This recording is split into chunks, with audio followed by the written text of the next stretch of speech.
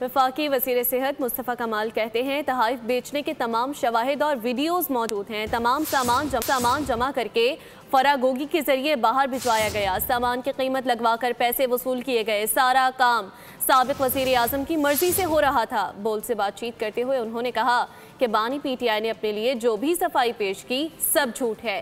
दौरान इक़्तिदार बानी PTI के तमाम दावे झूठे निकले।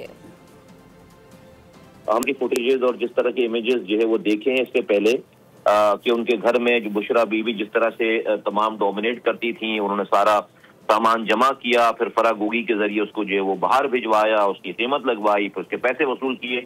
और अगर इमरान खान साहब की सब कुछ मर्जी से हो रहा था तो जब तो वो कसूरवार हैं। अगर उनकी मर्जी से नहीं भी हो रहा था और उनके घर से हो रहा था तो जब भी वो कसूरवार हैं कि अगर वो इतने इनकॉम्पिटेंट हैं कि वो अपने घर को ठीक नहीं कर सकते, नहीं देख सकते, तो उनको फिर इतने बड़े ओहदे पे रहना नहीं चाहिए था। इमरान खान साहब ने अपने नैरेटिव में और दावों में जितनी भी बातें की हैं, उन्होंने सारी बातों की जो है वो उसकी खुद ही तरदीद की है। सारी बातों को अपने अमल से उसको गलत साबित किया है।